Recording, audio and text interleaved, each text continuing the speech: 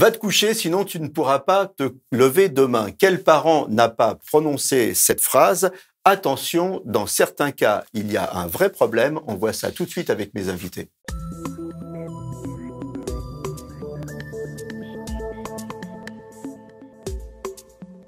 Alors, vous avez sans doute dit, tu devrais aller te coucher plus tôt, tu pourras pas te lever demain, ou encore, c'est pas vrai, tu es encore devant ton ordi alors qu'il y a cours demain. Et le week-end, vous avez sans doute dit à vos ados, allez debout, il est déjà 11 heures. Ces situations irritent autant les parents que les enfants ou que les ados. Attention, dans certains cas, il y a un vrai problème, trouble de l'endormissement chez l'enfant et chez l'ado, c'est notre sujet du jour. Et pour en parler avec moi sur le plateau, le docteur Éric Konofal. Éric Konofal, vous êtes médecin spécialiste des troubles du sommeil et des troubles du comportement au Centre pédiatrique des pathologies du sommeil Robert Debré. Vous êtes aussi auteur de Histoire illustrée de l'hyperactivité. Et par Zoom, on a avec nous Alexis. Alexis, qui est notre témoin du jour. Bonjour Alexis, comment ça va? Bonjour. Oh, très bien, merci. Très bien. Bon, vous avez bien dormi Alexis? Très bien. Bon, vous êtes en forme alors. Alors Alexis, vous avez 16 ans. Oui. Vous êtes un grand prématuré. Vous êtes, c'est quoi un grand prématuré? C'est une personne qui naît très très tôt et qui n'est pas encore fini d'être développée. Il manque des choses au niveau de l'organisme. Et la maman accouche prématurément, Et dans votre cas, dans c'était à quel mois? 6 mois et demi. 6 mois et demi. Vous avez eu des difficultés de sommeil depuis la naissance et vous avez été diagnostiqué hyperactif à 8 ans, hein, c'est ça? Oui. Bon. Et pour vous, c'était compliqué de s'endormir hein, depuis le début, en fait, non?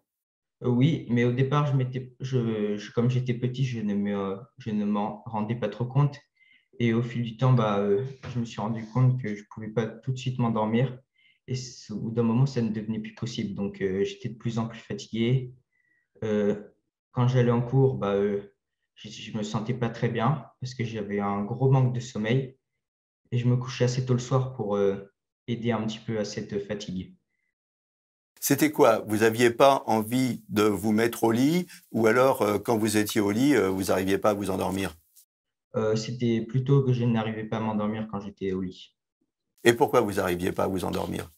Parce que j'avais toujours envie de bouger, faire quelque chose, parce que quand j'étais dans le lit, j'étais immobile. Du coup, je voulais toujours toucher quelque chose, courir dans tous les sens. Ça. Et ça, c'était l'hyperactivité déjà? Oui, en grande partie. Oui. Et il y avait et c'était la seule raison ou alors vous pensiez aussi à des choses, il y avait comme un stress du style qu'est-ce que je vais faire à l'école demain ou enfin des choses comme ça. Mais c'était plutôt le stress de l'école, que si j'ai pas des bonnes notes, tout ça. Parce que après, je me dis, je révise, mais après, si je me tape une mauvaise note, je me dis que ça servait à rien, que j'ai stressé pour quelque chose. Mhm. Donc ça a été une période difficile pour vous, peut-être pour vos parents aussi, parce que quand on a un Oui, enfant qui dort pas, c'est compliqué, non? oui, beaucoup. Oui. Parfois, quand on ne dort pas la nuit, ils sont obligés de se lever plusieurs fois. Et donc, du coup, ça s'est passé pendant plusieurs années, jusqu'à temps qu'on rencontre Monsieur Konofal. Alors, vous avez eu un traitement dès l'âge de 8 ans. Oui, Dès l'âge de 8 ans, ou alors seulement à l'âge de 8 ans, hein, selon comment on se place, parce que pendant 8 ans, vos parents ont dû souffrir et vous aussi.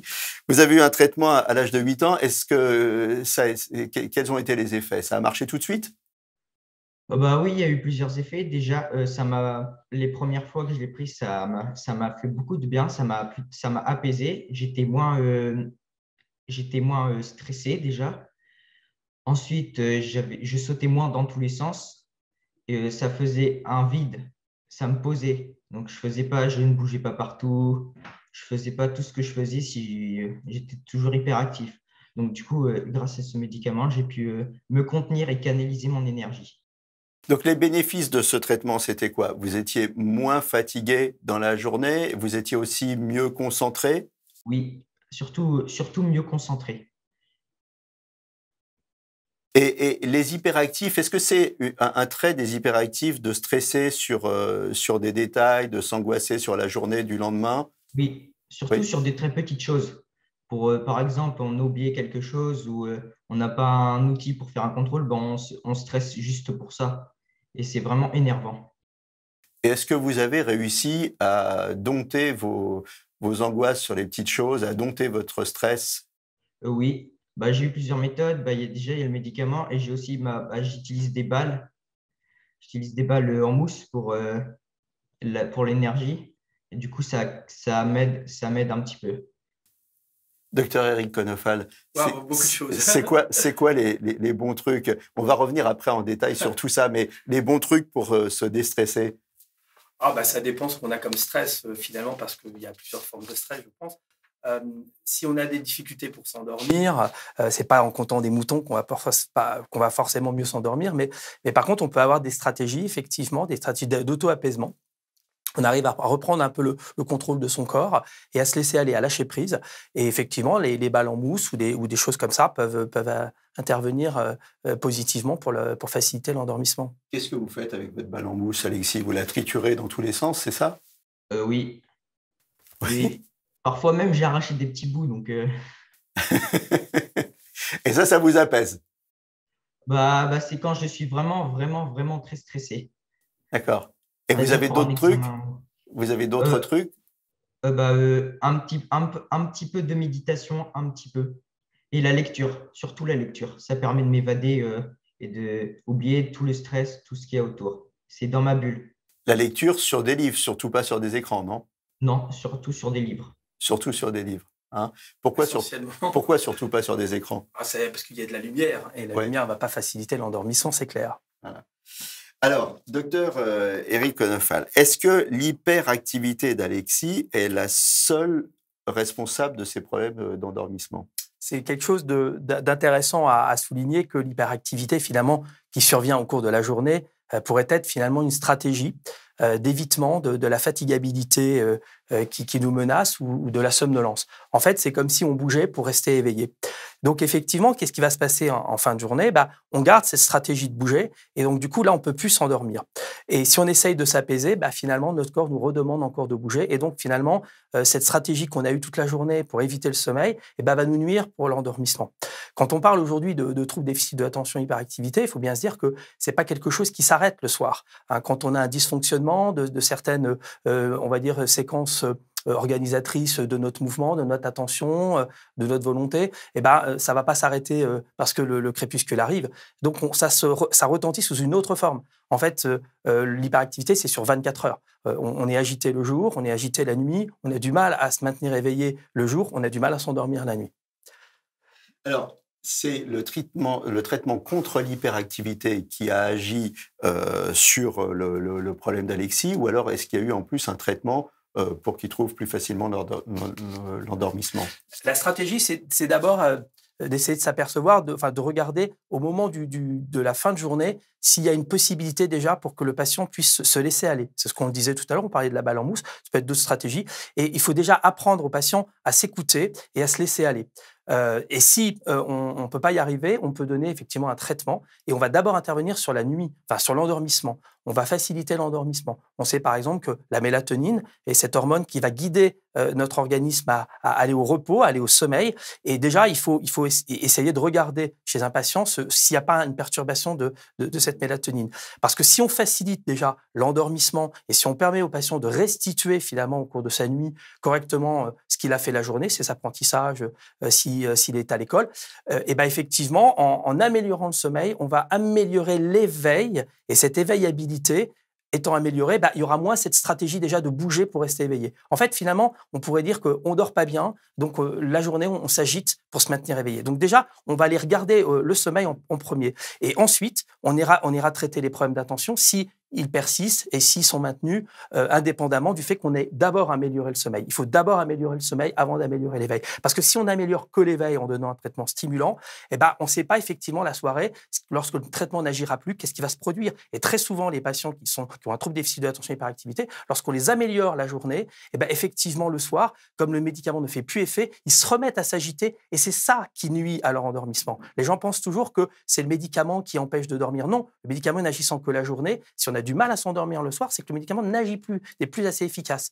Donc la stratégie que nous on a au centre pédiatrique des pathologies du sommeil, c'est pas simplement de regarder les symptômes le jour, c'est d'aller regarder la nuit et d'enregistrer éventuellement le patient en faisant un enregistrement du sommeil.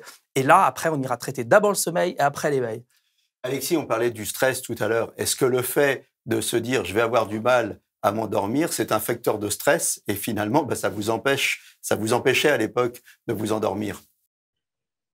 Oui, beaucoup. Mais par exemple, quand je me suis bien détendu la journée, j'ai pas trop eu de stress ni rien, et je sais que je vais très, très bien m'endormir. À l'inverse, si j'ai vraiment été très stressé, je sais que je vais avoir beaucoup de mal à m'endormir. Mmh. Je suppose que Alexis, il est suivi et qu'on a ajusté son traitement au fur et à mesure. Qu'est-ce qu'on regarde pour ajuster les traitements? Alors, le comportement la journée, le comportement la nuit, l'endormissement, la somnolence, l'agitation diurne, les troubles de l'attention la journée.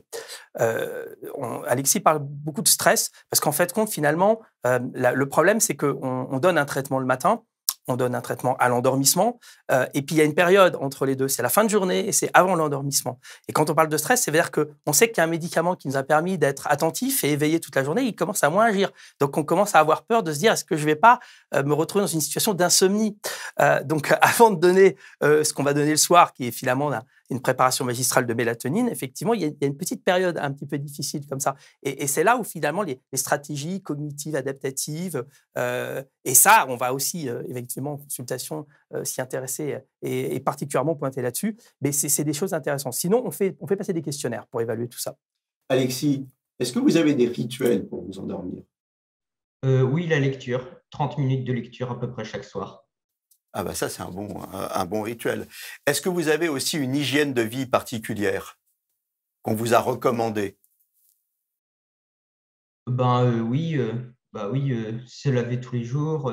Surtout en cette période, se laver beaucoup les mains. Et oui, être correct sur soi, être proprement bien habillé. D'accord, mais par rapport à l'endormissement, ce que je veux dire, est-ce que, par exemple, on vous a demandé de limiter votre consommation d'écran? Est-ce qu'on vous a demandé des Oui. choses comme ça? Oui, parce que si je fais des écrans, mes yeux ils vont se dire que c'est pas l'heure de dormir. Du coup, je vais avoir encore beaucoup plus de mal à m'endormir. D'accord. Au niveau de l'alimentation, on vous a donné des conseils? Oui, je mange équilibré. Et je fais aussi attention à ce que je mange. J'essaye un petit peu de varier. Et je mange beaucoup de légumes. Parce que j'adore ça. Ça a un rôle, l'alimentation, sur le sommeil, docteur Konofal? Totalement.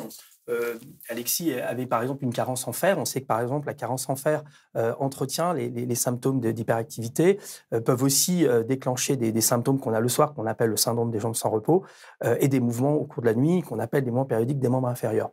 Donc il faut effectivement regarder, quand on fait la checklist de tout ce qu'il faut faire, il y a des bilans biologiques, prise de sang donc, et on déconseille effectivement un certain nombre de choses. Le soir, par exemple, l'abus de substances éveillantes, Coca-Cola ou thé ou café, ça peut arriver que même des adolescents en prennent. Donc, on va limiter effectivement tous les excitants. On va enrichir la nourriture en vitamines, en choses qui sont équilibrantes au cours de la journée, qui nous permettent, par exemple, de bien nous tenir. Les protéines, il faut favoriser les protéines plutôt que les sucres rapides le matin. Donc, effectivement, il y a tout un cortège d'éléments qu'on va progressivement au cours des consultations enseigner aux patients. Il ne faut peut-être pas trop les charger au départ. Donc, progressivement, au cours de l'évolution, on leur demande de mettre en place des choses. Ils les font bien en général. On parle souvent des écrans qui empêchent de dormir, c'est vrai, mais il n'y a pas que ça. Il y a beaucoup d'autres éléments, notamment tout ce qui est autour des problèmes scolaires. Si on n'arrive pas à travailler le soir, on va mieux privilégier de travailler le matin plutôt que de se redire qu'on va être stressé le soir parce qu'on n'aura pas fait ce qu'on devait faire. Alors, les écrans, c'est une chose, c'est important, les écrans, parce que ça nous ramène au problème de la lumière. Ouais. Vous avez dit, Alexis, je lis 30 minutes, mais je suppose que vous ne lisez pas avec une lumière super agressive ou il y a une atmosphère assez douce quand vous lisez, non? Oui, plutôt une lampe de chevet qui éclaire assez quand même pour voir, mais une lampe assez douce comme ça et assez loin de la personne parce que plus elle est loin, plus ça sera facile pour nous endormir. Alexis, pour vous, mieux dormir, qu'est-ce que c'est? C'est dormir plus longtemps, c'est dormir plus profondément, c'est avoir plus de facilité à s'endormir. C'est quoi cette notion de mieux dormir pour vous? Alors, mais dormir, pour moi, il y a trois choses. Donc, déjà, c'est dormir assez profondément euh, et s'endormir sans bruit autour parce qu'après, on sera en sommeil léger et on peut se réveiller. Et après, c'est qu'on a du mal à se rendormir. Le troisième, c'est pas se réveiller la nuit parce qu'après, quand je fais ça, bah, j'ai beaucoup de mal à me rendormir. Docteur Konofal, cette notion du mieux dormir, elle est commune à tous les patients ou chacun, finalement, a sa petite idée du mieux dormir? En fait, on va apprendre aux patients non seulement à se coucher un peu plus tôt, à concentrer son sommeil. Alexis parle de sommeil léger. On pourrait rajouter qu'effectivement, il faut s'endormir rapidement en sommeil léger pour passer très vite en sommeil profond. On va privilégier la qualité plutôt que la quantité. Et quand on annonce au patient qu'en se couchant plus tôt, il va dormir moins, il est content. Donc en fait, finalement, ça va l'amener lui-même à comprendre mieux ce qui se passe au cours de la nuit, à savoir privilégier certains stades de sommeil plutôt que d'autres. On sait que si on a un coucher précoce, avec une installation très rapide d'un sommeil récupérateur, le sommeil lent profond, et ben effectivement, on sera amené à moins s'endormir au cours de la nuit. Donc, on va effectivement expliquer tout ça au patient. On parlait tout à l'heure de lumière, et le patient, on va lui dire qu'il ne faut pas qu'il ait une lampe située à plus de 50 cm de lui et pas dans le champ visuel direct, maximum 20-30 watts, parce que si elle est trop forte, ça va, même s'il lit, ça va l'empêcher de bien s'endormir. Donc, tout ça, effectivement, va contribuer à améliorer la qualité du sommeil et pas forcément la quantité. Alexis, le confinement, est-ce que ça a été compliqué à vivre et est-ce que ça a été un facteur perturbateur en fait dans les habitudes que vous aviez pris pour bien dormir, pour bien vous endormir, les rituels, l'après-midi avec ces périodes d'hyperactivité traitées? Est-ce que le confinement a déréglé un peu tout ça? Alors, oui, non, oui, parce que on a fait beaucoup d'écrans. Les habitudes ont beaucoup changé parce que comme on ne pouvait pas sortir de chez soi, on ne pouvait pas aller se promener, on ne pouvait pas sortir à l'heure qu'on voulait. Tout était déréglé, donc il fallait vite, rapidement changer ses habitudes. Et par contre, au niveau des horaires de travail, ça n'a pas pratiquement changé. Donc ça vous a pas perturbé ce confinement? Pas Pas, trop. pas trop, pas trop. Docteur Eric Lefal, à quoi ça sert le sommeil? Alors, le sommeil, c'est d'abord une fonction essentielle. Ça nous permet de vivre, finalement. Si sans sommeil, on ne vit pas. Comme disait Maria de Macanéine en 1896, si on ne dort pas plus d'un tiers de notre vie, on risque de ne pas atteindre l'âge de 90 ans. Donc, en fait, c'est quelque chose qui va permettre de restituer ce que l'on fait le jour. En fait, la nuit sert à construire le jour et au cours de la journée, on va amener à produire ce qui va nous être utile pour la nuit. La nuit, c'est à construire le jour. Il Ouais. faut être un petit peu plus clair.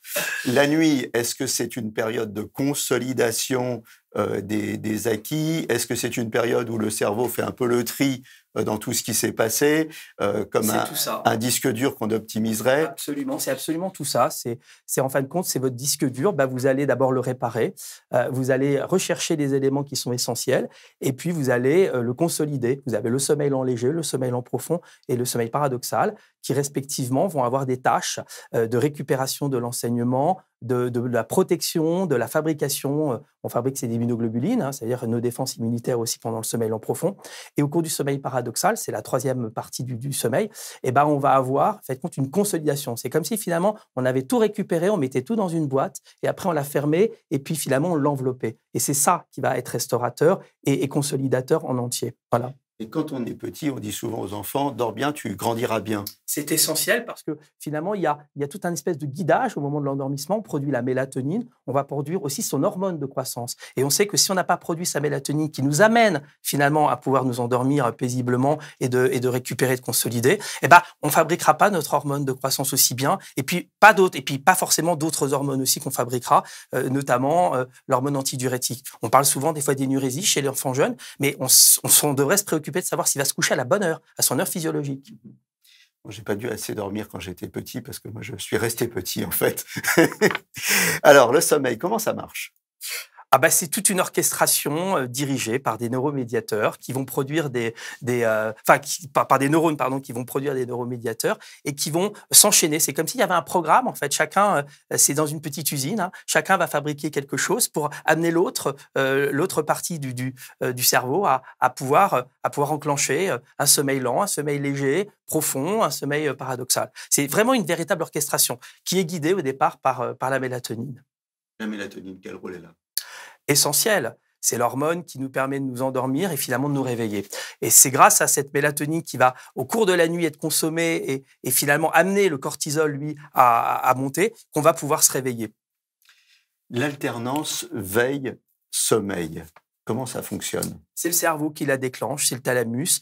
On a à un moment donné, on stocke au cours de la journée, par exemple, l'adénosine. Hein. On va effectivement stocker de l'adénosine. L'adénosine, ça permettra le sommeil. Ça, c'est un facteur productif du sommeil. Et on va avoir un phénomène exécutif à l'endormissement par la mélatonine. Donc, là, encore une fois, il y a toute une balance qui est faite entre quelque chose qui va amorcer et donner le sommeil et quelque chose qui va amorcer l'éveil après en fin de nuit. Est-ce que les problèmes d'endormissement et de sommeil, c'est pas la résultante tout simplement de cette balance? Absolument. Ou alors c'est un petit peu plus compliqué? C'est compliqué, c'est plus compliqué, oui, mais on en arrive quand même à ça. Ça veut dire que, par exemple, si on a trop d'excitants dans la journée, eh ben, on va empêcher notre corps de fabriquer de l'adénosine, et donc du coup, on va avoir du mal à s'endormir. C'est pour ça que si on prend trop de café, par exemple, on va pas pouvoir s'endormir à cause de ce frein qui est mis sur l'adénosine. Comment on fait pour savoir où on en est? On fait des dosages? Alors, on peut faire des dosages. Après, on peut aussi faire des enregistrements du sommeil parce qu'on sait que certaines ondes sont produites à l'éveil et d'autres pendant les stades de sommeil. Pendant le sommeil profond, sommeil paradoxal, il y a des ondes particulières qui sont émises. On peut les recueillir sous forme d'électroencéphalographie, de polysomnographie. Donc, on peut effectivement voir si la personne, à un moment donné, elle a un problème plus sur l'éveil ou plus sur le sommeil ou sur les deux. Voilà, et là, on voit où on en est. Absolument. Bon. On vous a fait ça, Alexis? On vous a fait des dosages? On vous a fait des... Oui? Qu'est-ce qu'on vous a fait? Alors, c'était en fonction du poids, de la taille et du niveau de quantité. C'est-à-dire, selon le degré de la personne, pour sa physionomie, sa personnalité et son degré de maladie pour l'hyperactivité, si on a plus d'hyperactivité que d'autres ou pas. Alors, on arrive bientôt à la fin de l'émission. On va donner quelques repères aux gens. Alors, la durée de sommeil en fonction de l'âge. Le tout petit, le nouveau-né, lui, il dort combien de temps à peu près? Il peut dormir 24 heures quasiment. Et puis, au cours, d'ailleurs, on a déjà la balance de l'organisation veille-sommeil, elle est faite déjà avant la naissance. Donc, à la naissance, on va surtout produire du sommeil et progressivement, au cours de l'adolescence, on va perdre ce sommeil, notamment le sommeil profond. Mais si on le perd trop vite, ça pourra donner une incidence sur, par exemple, l'insomnie ou sur des difficultés de sommeil. En moyenne, il faudrait qu'on dorme à peu près un tiers de la journée. Après, quand on est un bébé, ça va être plutôt quasiment 100%. Et puis, quand on va devenir un peu plus vieux, ce sera encore un peu moins. Voilà, plus on vieillit, finalement, moins on a besoin de sommeil. C'est pour ça que les personnes âgées, par exemple, ont besoin pas forcément beaucoup de sommeil. Mais par contre, si elles vont pas s'endormir à la bonne heure, elles vont avoir une incidence sur leur état d'éveil la journée. Donc, globalement, un nouveau-né, c'est entre 14 et 17 heures. Absolument. Et un senior, c'est quand même 7 heures. Ouais, 7h20, la moyenne. En moyenne, sur un adulte, c'est 7h, 7h20. Ouais. Voilà. Quand on a des problèmes d'insomnie, à quel moment et qui consulter? L'insomnie, d'abord, c'est une plainte et c'est pas forcément quelque chose qui renvoie à un problème réel. On a beaucoup de gens qui se plaignent de mal s'endormir, mais parce que, par exemple, ils ne sont pas suffisamment éveillés le jour. On parlait tout à l'heure du confinement. Il faut savoir que dans le confinement, les gens restent très souvent chez eux, ne s'exposent pas à la lumière et l'absence de lumière va perturber ce qu'on appelle son rythme nictéméral, son rythme jour-nuit. Et donc, on va avoir effectivement un sommeil qui va être beaucoup plus mauvais. Donc, beaucoup plus mauvais, un sommeil qui va être moins récupérateur. Donc, c'est encore une fois, c'est plus un problème de qualité plutôt qu'un problème de quantité. D'accord. Les difficultés d'endormissement, donc on l'a vu, c'est souvent plusieurs causes. Qu'est-ce qu'on fait? À quel moment on a recours aux somnifères? À quel moment on a recours à des calmants, à des antidépresseurs? On a recours à quoi? Le problème, c'est que quand les gens se plaignent de ne pas bien dormir en consultation, souvent, on va aller à la facilité, on serait amené à leur donner plutôt quelque chose pour les satisfaire. Seulement, on n'a pas identifié les causes. Les causes sont extrêmement diverses. Ça peut être des causes organiques, des causes psychosomatiques, des gens qui subissent des stress au quotidien, le harcèlement, ça peut nuire au sommeil. Ça peut être chez l'enfant, ça peut être des causes biologiques, ça peut être des causes organiques. Le reflux gastro-œsophagien du bébé, c'est-à-dire que quand on met en position couchée, il va avoir un reflux, il va avoir une acidité qui va remonter dans les bronches, ça va le faire tousser, ça va lui empêcher de s'endormir. Donc, on peut avoir des causes qui sont extrêmement larges en fonction de l'âge, en fonction des situations. Mais on sait qu'aujourd'hui, finalement, les situations finalement les moins médicales sont finalement les plus problématiques des gens. C'est-à-dire qu'aujourd'hui, on souffre plus parce qu'on ne s'expose pas bien à la lumière le jour, parce qu'on stresse trop, parce qu'on a des choses dans notre vie qui n'arrivent pas à être diluées. Et finalement, c'est ça qui nuit. Parce qu'en fait, ce que vous nous dites, c'est quand il y a une cause médicale, par exemple, on fait de l'apnée du sommeil ou des choses comme ça, voilà. Elle est identifiée, elle est claire. C'est facile. C'est facile à faire finalement. Mais c'est quand on ne sait pas pourquoi. Absolument. Et c'est souvent ce qui se passe en consultation. On n'a pas tous les éléments pour savoir pourquoi le patient a des problèmes d'endormissement. Bon, écoutez, on arrive au terme de cette émission. J'espère qu'on ne vous a pas endormi pendant cette émission et que vous avez au contraire appris beaucoup sur le sommeil et la qualité de sommeil. Merci beaucoup, Alexis. Merci beaucoup, docteur Eric Konofal. Je rappelle que vous êtes médecin spécialiste des troubles du sommeil et des troubles du comportement au Centre pédiatrique des pathologies du sommeil Robert Debré. Vous êtes aussi auteur de l'histoire illustrée de l'hyperactivité. Voilà, ne laissez pas les problèmes de sommeil vous gâcher la vie. N'hésitez pas à consulter. À très bientôt pour un nouveau numéro de Capital Santé. Et d'ici là, portez-vous bien. Nos émissions vous plaisent, alors aidez-nous à faire grandir la chaîne. Pour parler santé au plus grand nombre, partagez, likez, abonnez-vous.